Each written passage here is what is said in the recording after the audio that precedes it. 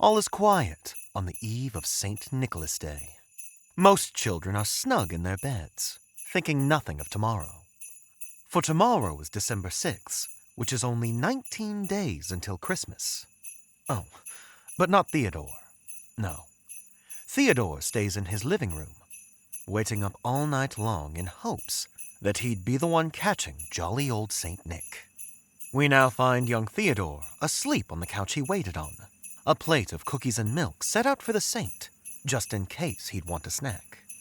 However, this evening, Theodore doesn't get a visit from St. Nick, or his fanciful counterpart. No. A hairy hand slides out from the fireplace and grips the mantle. A dark figure slowly begins to peel itself out from the darkness and onto the ground of the fireplace. They wander, slowly stepping out into the living room and over to the plate of treats. First, it inspects the boy, the hand reaching out into the air above the sleeping child. It waves its hand over the air slowly, taking in deep sniffs. Once satisfied, it grabs the plate of sweets and wanders over to the nearest chair. It sets down a large and heavy sack, sits down in the chair, and begins to eat the cookies. The gnawing, the mashing, the crunching of the cookies begins to stir the child awake. Hello? It stops and stares at the boy. It watches the boy rub his eyes and sit himself up, trying to get used to the darkness of night. Like, mein Kind. Saint Nicholas?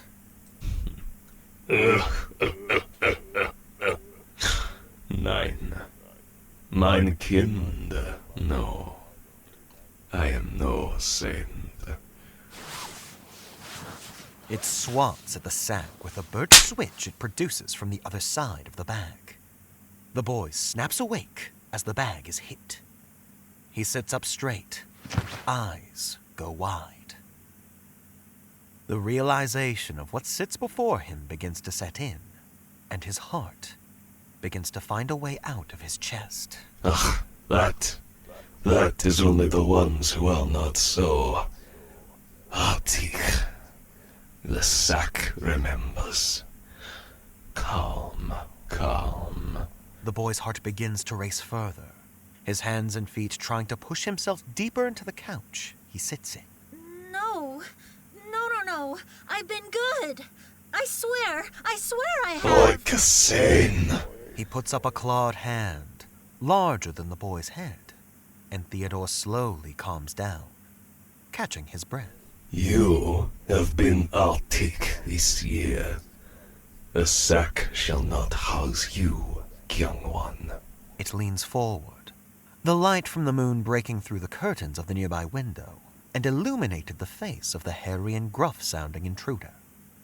Indeed, it was hairy, its whole head and body covered in a thick, matted, ashen black fur. Its eyes were pitch black, wild, and filled with the fury of 1,000 gods. A symphony of knives broke out of its mouth as it formed a wicked smile. Would you like to know what they did? How they earned my kit and the card? Sit, relax, ruhig. I will tell you a Weihnachtsgeschichte. A Christmas tale. Winter, she is long and I keep inventory. Also known as the ledger of Schuld and Gnade, of guilt and grace. They write me as a warning on cards and chocolate wrappers, but I am older than rappers, older than your strum and its humming lights. I count by breath and by deed, By the heat a heart gives, and by the frost it leaves behind. This is the tale of a clever one that was too clever. In a city of glass and river skin, where pipes knock like tired bones and roofs carry thin lace made by the cold, there lived a student whose fingers moved faster than his patience. He was hilfsbereit, helpful, and eifrig, eager. He was kind to his and cruel only to the time between thought and action. You would have liked him. Many did. The tale is called Der Junge, der seine Liste forschte. The boy who forged his list.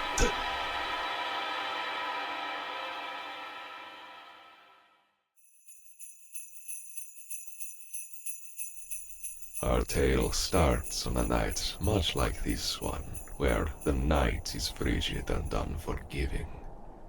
A younger man, a boy rather, had got out of his house into his car, on the way to an infirmary. The boy drove swiftly, without care, but thankfully he had made it relatively unscathed. His friend, the dear friend, stood shivering at a reception desk under a sign that said triage. Her lungs were tight, her color all wrong. No beds, said the system. The boy ran in, joined his friend under the sign, and was told the same.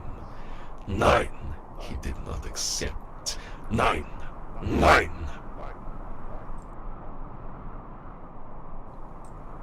Wait here, wait for your turn, he told his friend, and led her to the chairs. Then he took his place in the back of his van and started to work at his digital forge. You'll be morgen, he whispered. Only until morning. Only to get her admitted. Only to warm those rooms. He spoke to the machine like a young priest to a proud altar. As I said, it was eine Nacht wie diese, so I was making mine rounds. I left him little hints. Hufspuren, hoofprints in the frost on his sill, a brass glocken that chimed from nowhere when he began to type. He laughed and said that the wind had learned to ring. An alert appeared in front of him, a warning of my own design. It was a way to say, there is nada for the hand that stops, meant for him to stop, to bite. But he told himself, no need to stop, for I am doing good. The good cancels the trespass, the result absolves the method. The hospital screens lit like Christmas.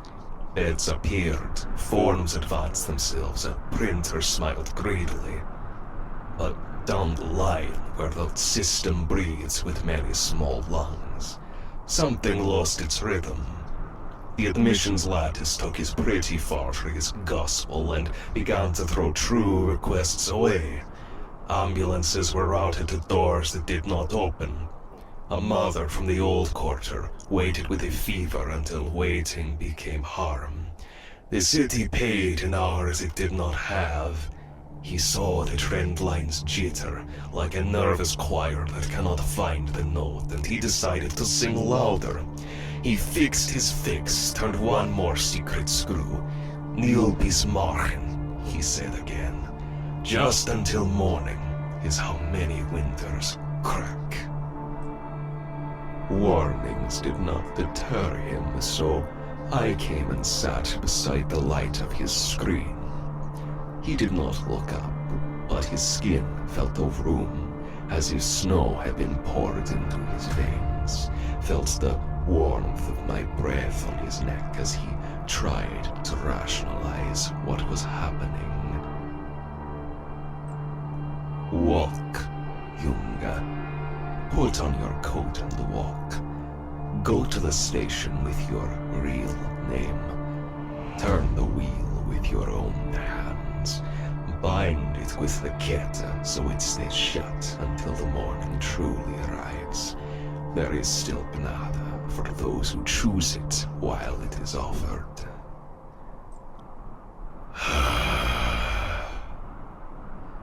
The friend was admitted. She slept beneath a warm light. Elsewhere, several chairs stayed empty while a queue looped and looped and looped, telling people they were already served. The machine did not know it was lying. He had taught it to recite a false hallelujah. And now you ask, was he wicked? Nein. He was stolze, proud. Pride wears kindness like a mask that fits too well. By glocke and perch, by chain and sack, I weigh. I do not weigh thoughts. I weigh the snow that fell because of them. Once more, I ask Junge, only once more. Call the number of your emergency. Speak the truth. Say, I did this and I will come now. You forged a siegel and trusted your heart more than the locksmith to guard the many. You turned mercy into a crown for yourself and announced your reign only until morning. So hear it plainly, Junge. No letters, no excuses. Into the sack. For ein Jahr und ein Tag, a year and a day, you will dwell where the proud learn the weight of harm. You will count the hours you stole. You will carry warm and water for those your false hallelujah delayed. When the tally balances, I will loosen the cord. Sleep now. Learn. And when you are lucid, let your hands bring tea before they bring keys. The beast relaxes further into the back of his chair. The boy, young Theodore, sits on the couch, his attention stuck on the creature in the seat. The plate was half of the amount of cookies, though the cup of milk is completely drained. His friend woke warm and led to grumble at the broth, which is a kind of miracle. As for him, he breathes, yeah, but from inside canvas.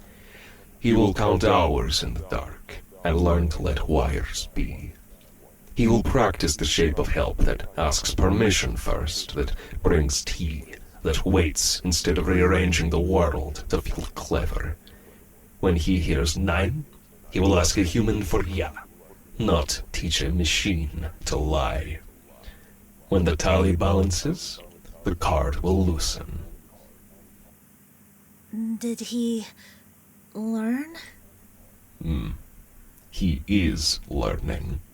For now, he breathes from inside canvas and counts the hours he stole.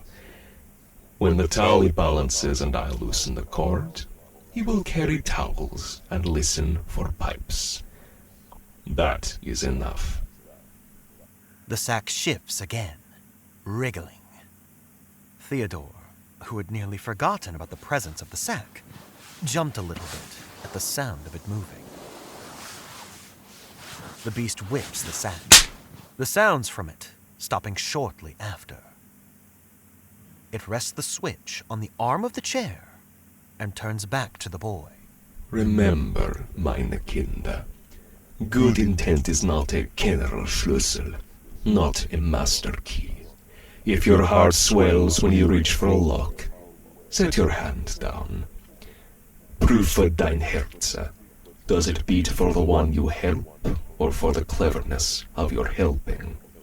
You have saints for kindness and laws for order. You have me for Sünde, when the kindness grows proud and order grows thin. Are you going to take me? Nein, mein Kind. You have been brave. Now you sleep. It stands up from the seat, pulling the cord of the sack taut and swinging it over its shoulder. Hard, quiet hoof steps sound as it makes its way over to the fireplace. Wait! Thus, It stops abruptly and turns to Theodore. A slightly puzzled look spreads across its face. Do you have to go? It smiles and drops its shoulders, relaxing a little. there are more tales to tell from more places, more bells to ring, more names to weigh. Another night, perhaps, I will tell you how the gingerbread manifold rose in Leavenworth, or of the carols that grew in the walls of a church in Quinto. Okay. What do I call you? Oh, you know of Nikolostok, and wait to catch the man himself. Yet you do not know of me? No, sir. I don't.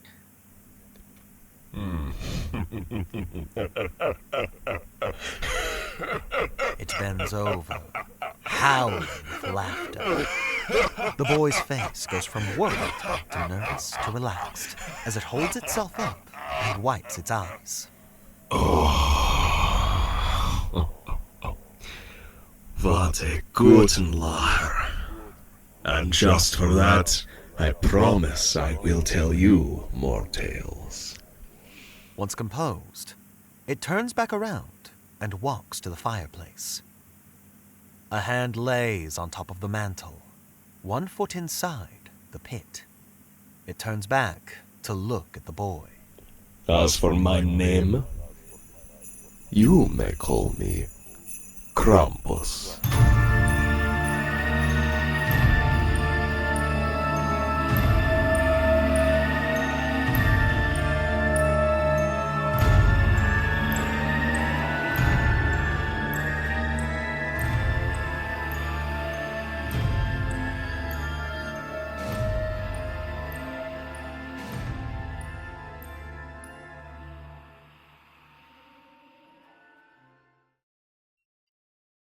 And now, a word from our sponsors.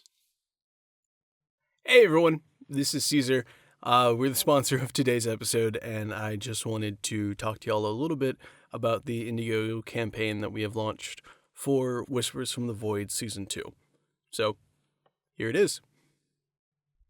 So, you guys have been through Season 1. You've met Richard, you met Jason, you've been with them through whatever BS that they've gone through, and the rest of their friends that they have met along the way.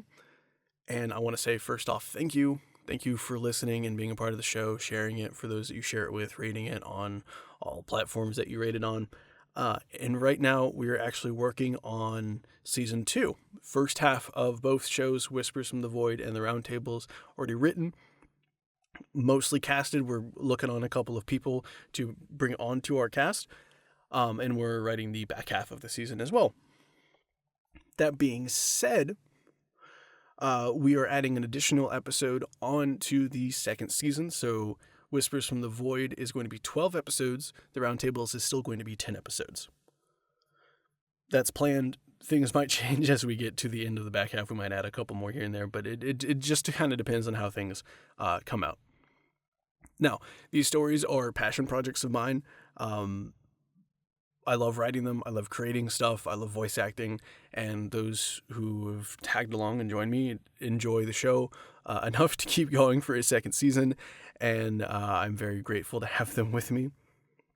But that being said, I would love to get the opportunity to pay them for their kind work and all of the stuff that they've brought along to the characters that they have kind of tackled along. So we have launched an Indiegogo campaign.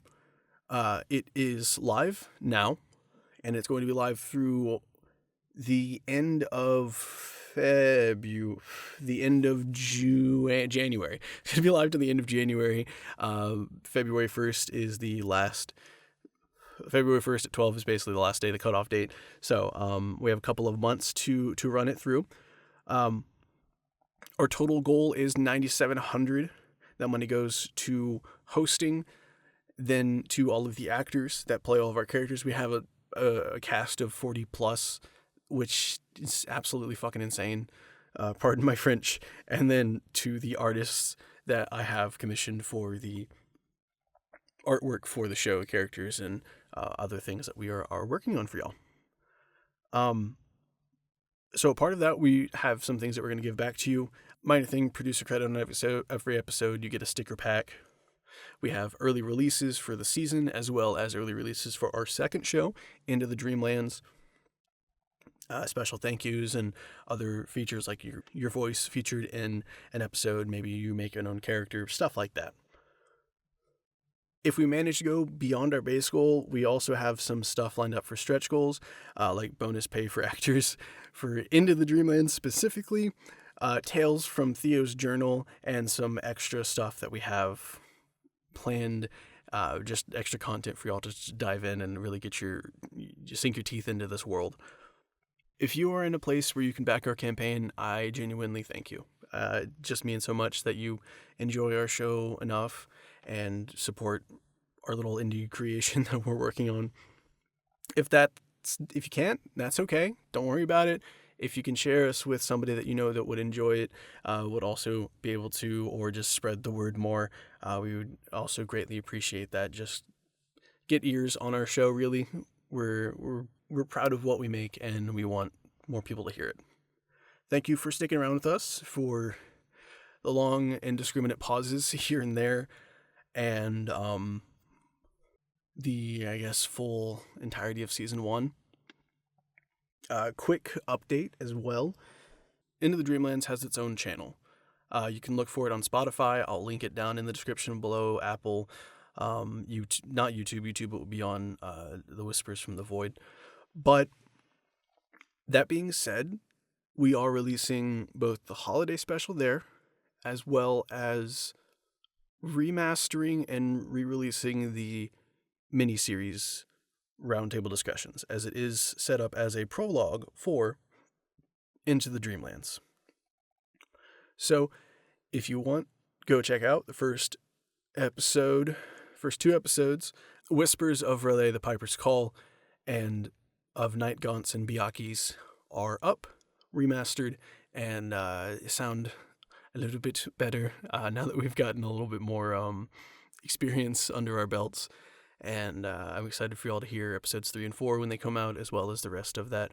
But yeah, as far as release for all of the new shows, Whispers from the Void and the Roundtable Discussions are coming out end of spring 2026. So you're looking end of April, May kind of release date.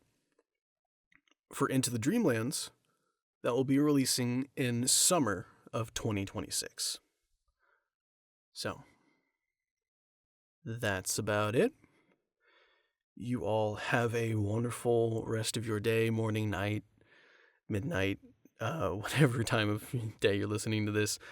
Thank you very much for checking out our show and sharing us. Follow us on Twitter, X, whatever you want to call it, Blue Sky, Instagram, TikTok for any more up-to-date information we might release for y'all. And if y'all have any questions, just reach out. We're happy to answer them too. Other than that, stay cautious, stay curious, and we'll see y'all next time.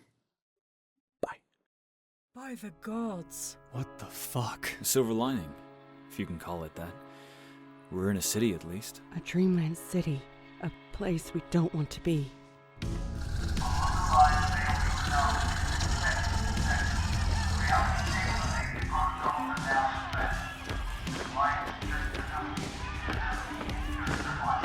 Hey, Flickers. You want to live? Come with me. They got here yesterday. Their friend was kidnapped, and we're currently looking to get them back. And how do you know that? Wait, did that bird just talk? Though, You can never be sure. Sometimes the meek ones give you the most interesting dreams. I mean, I'm not from here. I'm not from Umbrella, whatever. I'm... Dreams have power, and the dreamlands, they have teeth. Those listening, tread carefully, dream cautiously, otherwise you might find yourself wandering into the dreamlands. Into the Dreamlands, a show by Broken Void Productions, coming June 2026. And now, back to the show.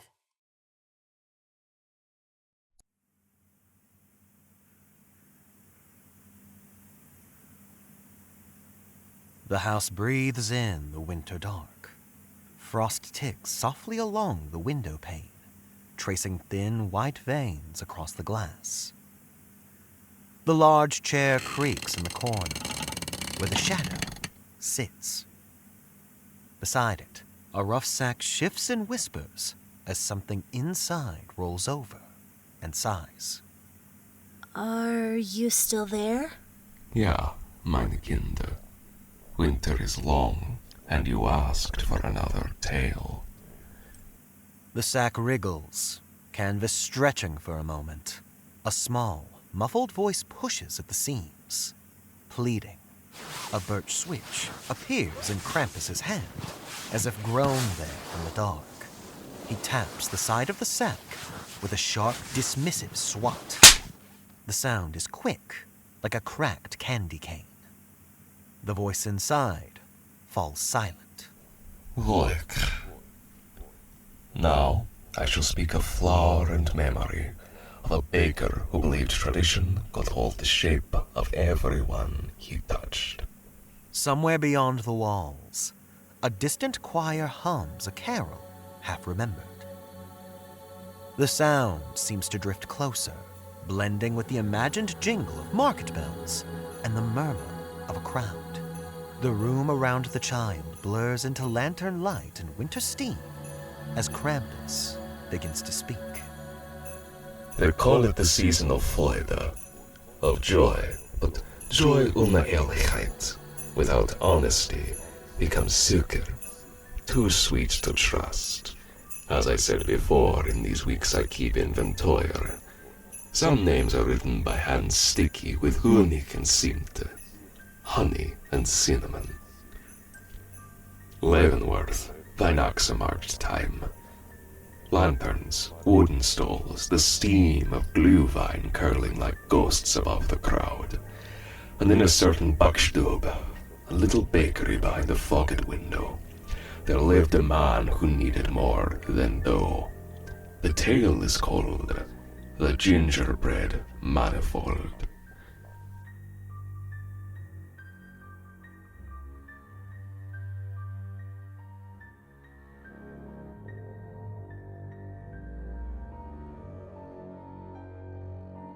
Lantern light flickers across cobblestones slick with thin ice. People shuffle past, bundled in scarves, laughing clouds into the cold air. A bell over a door jingles as it opens, and we step inside with them, into warm air thick with yeast, spice, and a soft thump of hands on dough. Mutter, wake up. One more forge, yeah? He had a motorrike older than his shop, older than his vows. Tradition, he said, but tradition can become hunger when it learns your name. Flour puffs in the air as he stretches the dough, folds it, slaps it back down. A knife kisses wood, neat and practiced. The bell over the door rings again. Guten Morgen, Frau FRIDA. Guten Morgen, Herr Baker. Your memory is the best. You remember everyone you meet. We remember each other. Here. Press your palm for luck. Smiling, he slides a lump of dough across the counter. The woman laughs and, indulging him, presses her hand into it. The door clings, then lets go with a sticky sigh as she pulls away. A game, he called it. Guests would print a palm, a fingertip, a ring into a small side batch for community blessing. He would fold those Eindrücke, those imprints, into the main tick. He said it made the flavor rounder, the crumb generous with memory. The bell rings again. Another customer steps in, cheeks red from the wind, clutching a paper bag already dusted with sugar. Herr Baker, I dreamed of my father when I ate your heart-shaped one. He smelled like clove, and I could smell it again. Ah, good. Then the recipe is working. At first, he only wanted to keep his wife. She had died one winter back, Frau Hanna, a horrid and gruesome death. And grief? She is a patient yeast. One night, alone in the quiet shop, he found a piece of her old glove in a drawer, the leather thin and cracked where her fingers once bent. He stared at it for a long time, then tore a sliver free, smaller than a fingernail. With shaking hands, he folded it into the dough, whispering apologies like spice. He kneaded it in, thin as a prayer, and when he baked, the bread sang her laugh back to him, just once in the way the crust cracked and the steam rose. That is how such things begin. News travels at market speed. The lanterns barely have time to sputter before gossip crosses the square. People start bringing more than coins. The edge of a baby's blanket, a dead lover's ribbon, a soldier's dog tag wrapped in tissue. He called it the dough that holds a soul. At first they offered much. They wanted to taste their dead and distant in crumbs. But secrets are a currency, and he learned the exchange rates quickly. He began to keep 2 ledgers, one under the counter for money and another hidden near the flour barrel, its pages crowded with names and little notes. The bell over the door never quite stops ringing. Soon he sold not just Lebkuchen, but influence. "Beg the minister a dove," someone asked, "with the handprint of his first love. My mother will sign the house if she tastes the Nelka, the clove from her wedding," another begged. I leave him small warnings. Hoofprints in the flour near the proofer, a tiny brass bell that baked into a loaf that chimed once when the crust split. He just laughed, swept them away with his brush. "Feierabend," he said. "Closing time, and tomorrow is busy." Night settles heavy on the market. The stalls close, lanterns hiss out one by one. Inside the bakery, only the ticking clock and the soft bubbling of the starter keep company with the baker's breath. The world outside is a blur of frost and distant hymn. A shape like a shadow with horns settles on the flour barrel. The room grows colder, though the ovens are still warm. Burn the mutter. Start again with water and flour. Put a sign out. No palms, no names. Bake for the hungry. A year of silence, and you may keep your memory of Hannah without borrowing from others. The baker startles, staring into the dim corners as if the walls had spoken. His breath fogs in front of his face. "Who are... Oh." He closes his eyes. steels himself and shakes his head. Opening his eyes again, he looked at me with defiance. No, I will keep them safe inside the dough. We are one loaf, ein Brot. I do good here. I make people smile. Dawn comes, grey and grudging, the wind coming over the shutters with an impatient hand. Inside, the ovens roar awake. The baker moves faster than ever, sleeves rolled, arms dusted white to the elbows. The bowl that stirs the manifold groans faintly with every stir. The dough has grown heavy, sticky, alive in a way that makes the metal flex. It swells, the surface quivering like something breathing shallow below a sheet. He had gathered too much.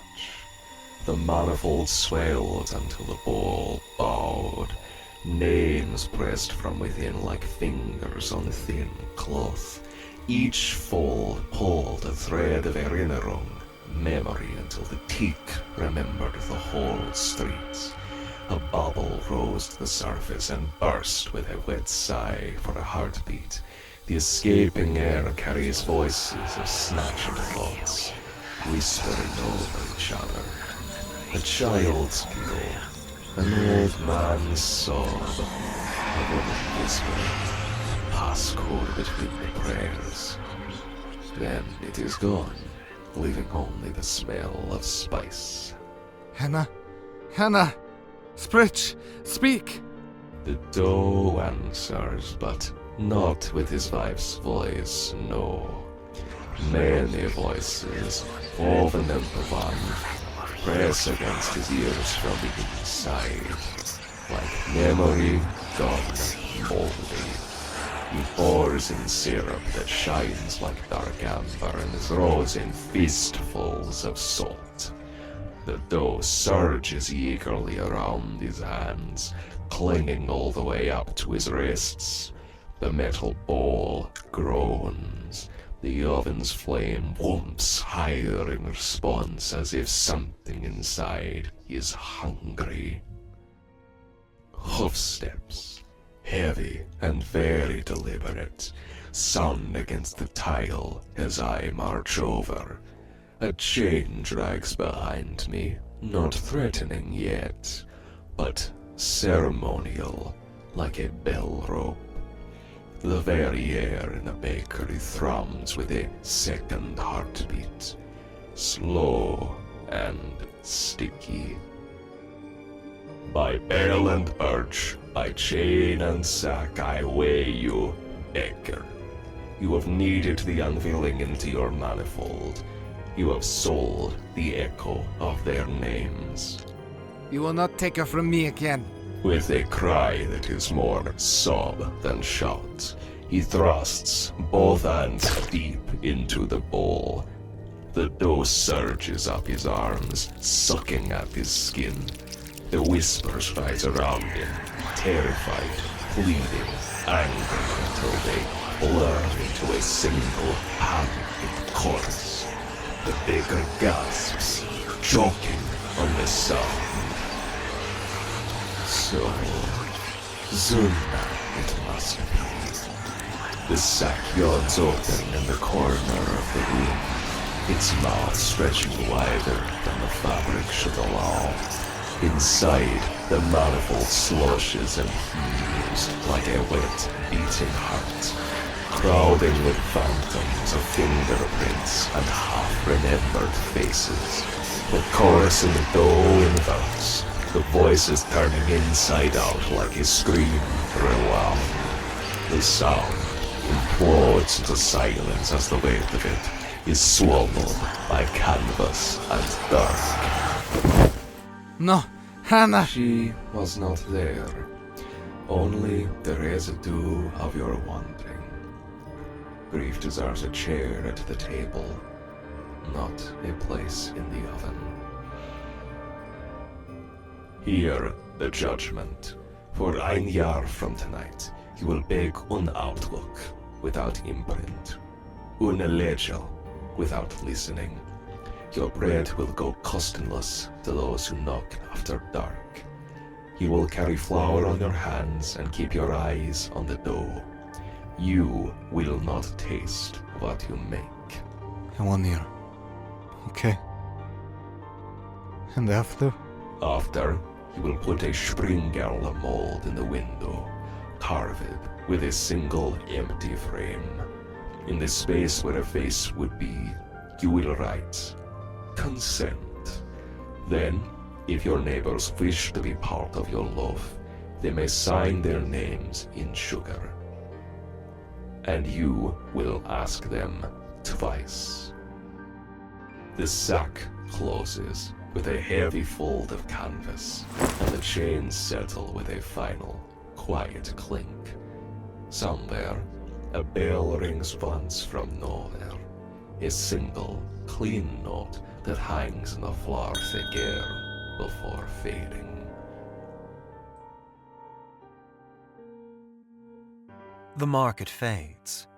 Lantern light dissolves back into the dim corners of the child's room.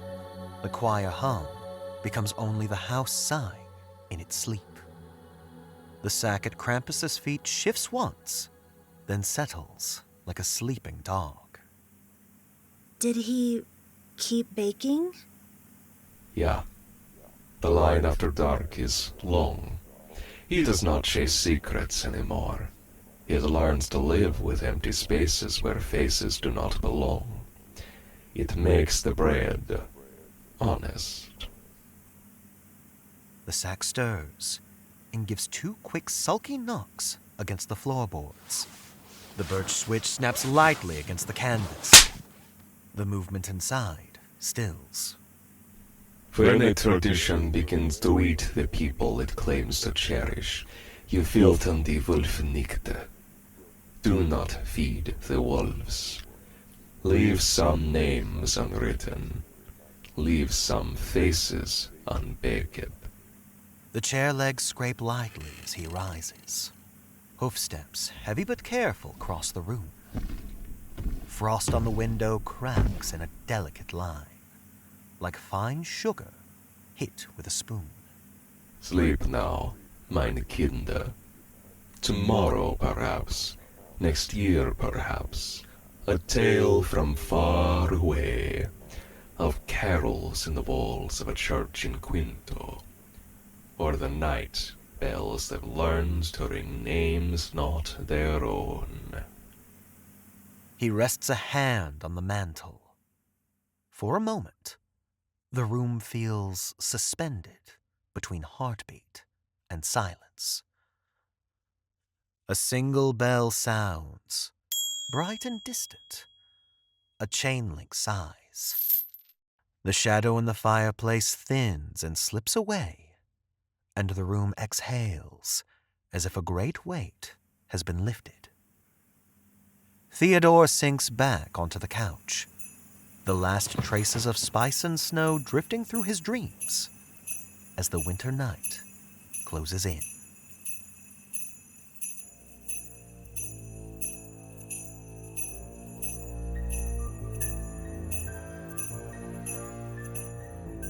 Holiday Tales with Krampus. Starring Gordon Williams as your narrator, Liv Ravenshaw as Theodore and Frida, A. Dykeman as Krampus, and Justice Margowski as the Baker. Written, directed, and edited by Cesar Lebron III. Sound design and composing done by Cesar Lebron III. Thank you all for listening. I hope you enjoyed our holiday special. If you'd like to go up to date with everything that we're posting, our crowdfunding campaign that we're working on, or anything else, do follow us on Twitter, Instagram, Blue Sky, and TikTok at WFTVPod. But yeah, y'all have a happy holidays. Happy holidays. Y'all have a happy holidays. Stay safe out there. Stay cautious, stay curious, and we will see you all next year. Bye.